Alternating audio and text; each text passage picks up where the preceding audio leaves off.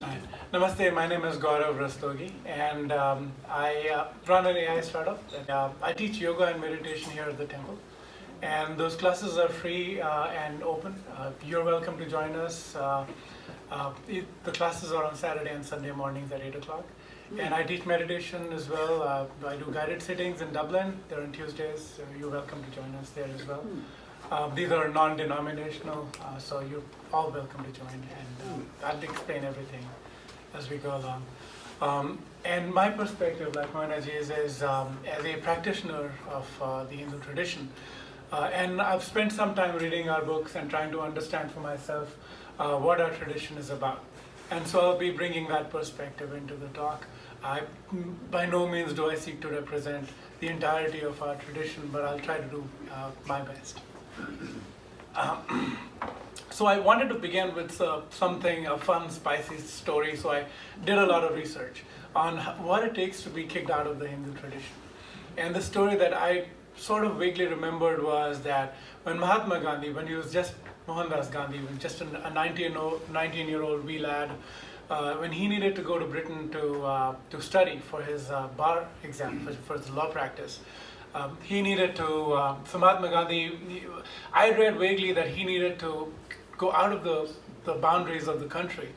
And in his community, it was rumored that that people needed to do penance on the way back, right? And it's the same with Nehru's family as well.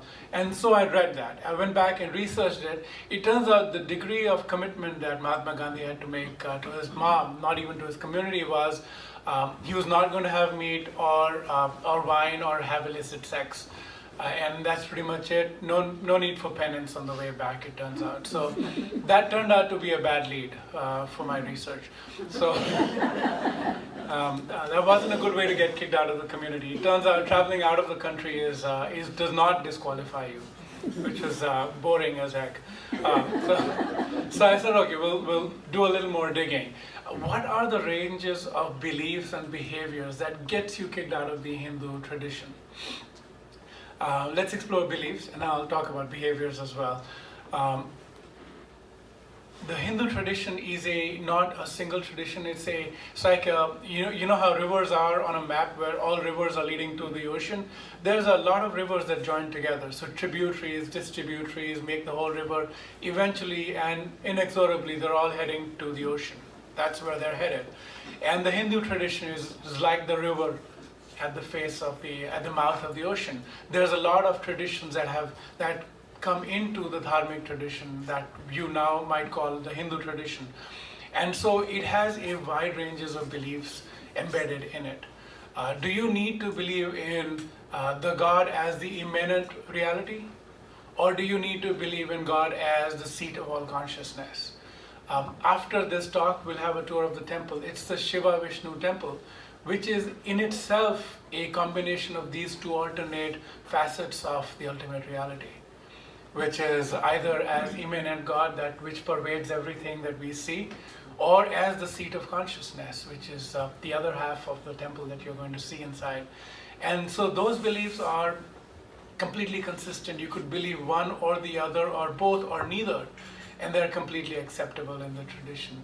Do you need to believe in one God or many gods, or understand that the one formless God, eternal God, which incidentally we believe in the same God. Those that do believe in a God, and I'll come to that, do believe that it's the same God of all traditions. But much like you get to the internet from your phone and your desktop and other devices, it's the same internet. You just have different ways to talk to it. It's the same way that we look at our interface with God.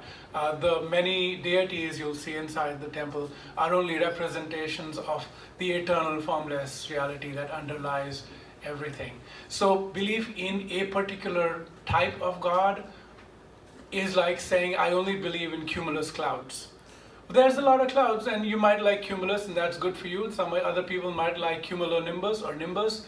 It's all good for you. Whatever you like, more power to you. So believing in a specific type of God does not qualify or disqualify you in the tradition. Then let's talk about not believing in God at all. of the 6 major philosophical schools in the Hindu tradition, 2 of them are non-believing. They're Nastika schools, where they do not believe in the existence of a God. So when you might hear, say, Buddhism or Jainism are atheistic, that's just English language. What they are saying is they're not necessarily, and I'm not representing any of those faiths, but what the underlying thinking is that they do not think that it's important to discuss whether there is or there is not an eternal formless creator, because it's not relevant to the task of liberation. It's not relevant. It's not a question that helps you one way or another. And if asking the question stops you from liberation, then perhaps better not to ask the question. So a non-believer could completely be part of the tradition, and that's completely, like I said, 2 of the 6 schools are Nastika, non-believing schools, and they're completely legitimate. There is no, there's nothing wrong with that. And a rational, materialistic point of view, which is at the outer fringes of even those 2 schools. If you look at modern science, and if you truly believe that 2 atoms got together and got a little too friendly, and then they hit other atoms, and eventually, lo and behold, consciousness, and here we are talking to each other. If that's your belief, completely material basis, no science, no spiritual basis whatsoever to reality, still good. It's still acceptable in our tradition. And in fact, there is a school of the 6th school, which is Charvaka, which is completely consistent with what you might consider to be scientific, rational belief in atoms hitting each other and becoming this moral creature that we know as humans. Well, if that's what you believe, it's completely acceptable. So it turns out beliefs are not a good way to be in or outside the Hindu tradition. It's just not a good way to look at it. So let's look at something else. Let's look at behaviors. And you might know some Hindus are vegetarian, some are vegan. I don't know who they are, but some are vegan, some are vegetarian, some eat meat. There's not too many don'ts that stand the test of time when it comes to the Hindu tradition. You may be vegetarian, you may not be vegetarian. Both are acceptable. We have a lot of Hindu sort of scriptures that we refer to in the tradition, and the highest of those is the Gita. And in the Gita, the outer limit of what's considered, not quite acceptable behavior, but hey, if you're into it, more power to you. And that's just dog cooking, and that's the shwapaka is the word being used in the Gita, which is, hey, you should be equal to whoever comes to you, whether they're a learned priest or a dog cooker, all good, right? And so it's considered beyond the pale, but hey, if that's what they do, it's okay. You should not consider them separate. That's the point. So behavior-wise, whether you fast or not fast, depends on who you are and what family tradition you belong to. So what I'm coming down to is, in the Hindu tradition itself, there's a wide latitude for beliefs and behaviors that allow you to stay within the community. In fact, Kamlesh Patelji and I were joking right before the talk that it's practically impossible. This is a mission impossible to be kicked out of the Hindu tradition. It's not going to happen for the simple reason that that the range of latitude. Now I'll come to why there is a range of latitude. What we consider, or what you might call the Hindu religion in quotes, and I'm putting it in quotes for what I'm about to say to you. Religion is a Western construct. It's a construct of the English language and of the Western cultural system. Our tradition, we call ourselves the Sanatana Dharma, our tradition that we belong to. And the way we look at it, all of you are part of the same Dharma as well, and I'll explain. The word Sanatana Dharma are 2 different words. The first word is Sanatana. Sanatan means eternal and timeless. So this is what is eternal and changeless. If I ask you what day of the week is it, and you tell me it's Wednesday today, and I call you tomorrow and ask you what day of the week is it, and you say it's Thursday, then it's not eternal and changeless, because it changes moment to moment. So deep in our tradition is this search for what's absolute, what does not change with time, what's outside of the concept of time, because time itself exists because something, someone, some reality exists outside of it. So what is that reality which is never untrue? Sat, we call it, right? What is always eternal and changeless outside of time? And that's the first word, never changes. The second word is dharma, which is a word you're more likely to be familiar with. But dharma is the universal foundation of life and relationships. Dharma is what we discover through the process of meditation or prayer and just deep thought. But also through our spontaneous action. Yesterday I was looking at something on the internet, as you expect, and there was this video or photo, it's hard to say, of a crocodile which is frozen in a lake. And you probably saw this because it's all over the internet. And this crocodile's got, it's a frozen lake, obviously, and this is a reptile. So this guy has his mouth and his snout right above the ice line, and the rest of it is just below the water, right? Frozen. Right? And this thing is frozen stiff. This thing is not breathing, it's not living, nothing's going on. But when the water unfreezes, the guy's back to life, right? Question we have is, what tells the crocodile to do this, right? Who teaches the crocodile? They did not go to a school, they did not go to indoctrination programs, their parents did not talk to them in crocodilese and say, hey, in case the unlikely event of a freeze over in this lake happens, put your snout up, okay? Just don't talk, just put your snout up. They know. Monarch butterflies have 4 generational migrations. They start from one place, and by the time the next monarch butterfly comes back, it's 4 generations later. This is from North California all the way down to Mexico and back. You know that. Now, who teaches them that? How do they learn this? And that is what sticks everything together. We're in this room. The walls of this room are not the important part. The empty space within is the important part. That's what gives it meaning. Dharma is not always apparent. Dharma is the eternal, is the universal relationship between life and things and objects. It's what makes the thing work. The society, the system, the people, the relationships. It's what is the underlying thing. The law of gravity was not written by someone who went up a hill and came back with a tablet that says, the gravity is whatever, this is the value of gravity and this is the speed of light. No, that's just what the nature of this particular universal creation is. That's the speed of light and this is the force of gravity. It's how it works. And so in our tradition, Dharma is always about the reverse of what's eternal and changeless. Space, time, and context are always determining what is the right thing to do at any given point of time. And that comes to the central challenge with describing Hinduism to anyone like me who's educated in the Western system. It turns out to be able to engage our Western education, and including everyone who's grown up in India in the last 200 years, the Western rational post-enlightenment mind wants to engage with only things that it can define. If it cannot define consciousness, scientists do not want to study it because one does not know what one is researching. There's no definition for this thing, right? The problem with definitions is definitions define the outer edge of what is, but not the heart of what is.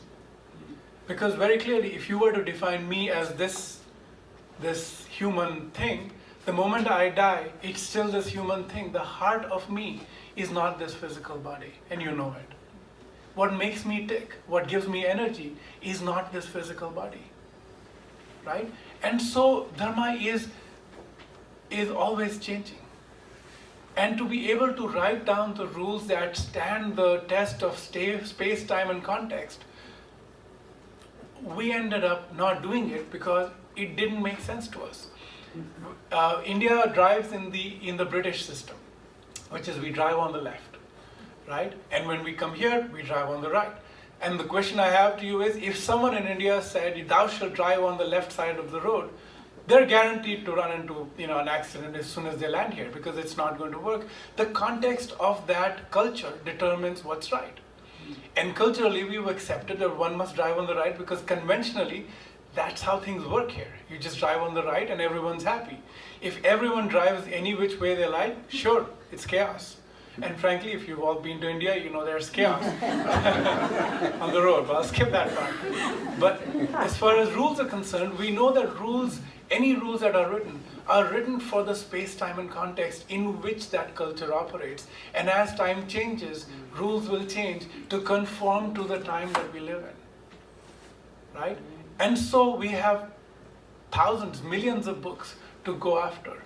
But like Mahanaji said, the focus is on the individual's own understanding of their own true dharma, swadharma, right? If I'm a left-handed sinister person, if I'm left-handed and I use my right-handed, I'm not doing justice to my true inner self, right?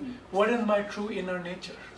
Understanding my true inner nature is the core contribution of the Indian tradition to this world, which is, who am I? What is my true nature? What is the nature of my connection with all of this reality? And that is the challenge that the Hindu tradition has when representing itself to the Western mind, which is the Western mind seeks definitions. And the definitions, by definition, pun intended, defines the other more than it defines me. Because, for example, thou shalt not covet thy neighbor's wife is a ridiculous rule if people are not already coveting their neighbor's wife, right? You get the point? Which is, it defines what's happening and what's not acceptable, right? And so any definition, for the most part, defines what is not rather than what is. And the Hindu tradition, the Dharma, is almost always about defining what is and knowing that it changes moment to moment, and yet knowing that it connects to the eternal and changeless. And that's Sanatana Dharma. And that's how we see our tradition.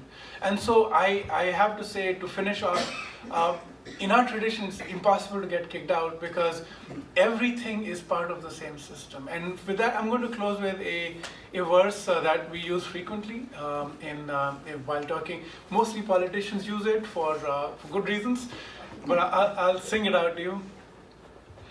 This is from one of the minor Upanishads. We have 108 Upanishads, which are our sort of traditions. There's several books, but this is a famous verse, and pretty much everyone will recognize it at the last two words of it for sure. And it goes this way: Ayam nijam nija paro veti gadana lagu chetasam udar charitanam tu vasudhaiva kutumbakam. This is mine, this is not mine.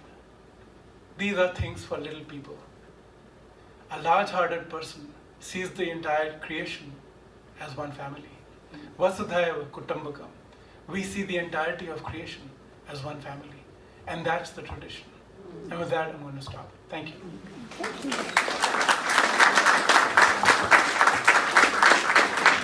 Any questions or comments? I'll take any questions. Yes, sir. The question would be, what would happen in practice if somebody growing up in the Hindu religion were to convert to Christianity, or it could be Islam, it really doesn't matter, and actually start trying to convert fellow Hindu? Sure. Yeah, how would that work? So I'll play the question back. So the question is, what would happen if someone grew up in the Hindu tradition, then converts to another tradition like Christianity or Islam, and now converts other people over, right? So I'll give you sort of the social answer, and I'll give you the sort of the traditional answer. Social answer is, what label you put on your set of beliefs is entirely, it changes with time.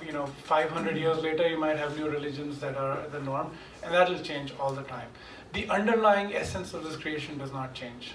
The underlying experience that we live in does not change.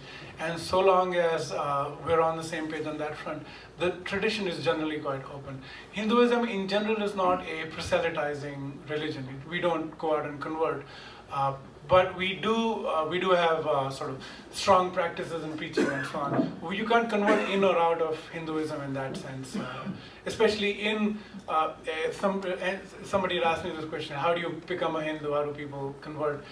There's no set practice to become a Hindu. You could just wake up one day and declare yourself Hindu. And well, there's a few people that have created traditions, but in general, it's not a tradition that has strong gates in or out in that sense. And I'll tell you another thing. In India, because of the way the tradition has over time absorbed a lot of incoming faiths and so on, there are Muslim peers who are Islamic prophets or saints at any rate. They're saints that are revered by Hindu households, and it's very common. It's completely acceptable.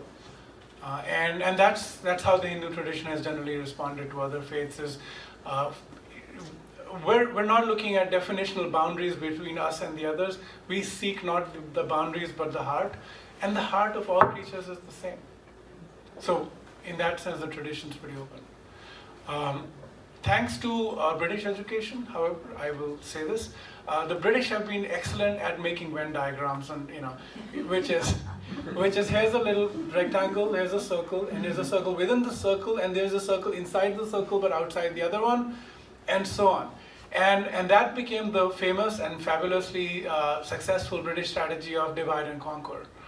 And so anyone who's been educated in the Indian English education for the last 200 years is very well versed with the divide and conquer, because India has always been divided and conquered as a result of that. You're this, you're not part of this other community, which is not part of that community. And you're part of this little Venn diagram, but not that guy, he's a bad guy. All of that stuff is actually, traditionally in Hinduism, we're not a Venn diagram culture in that sense. About one more question. Yes.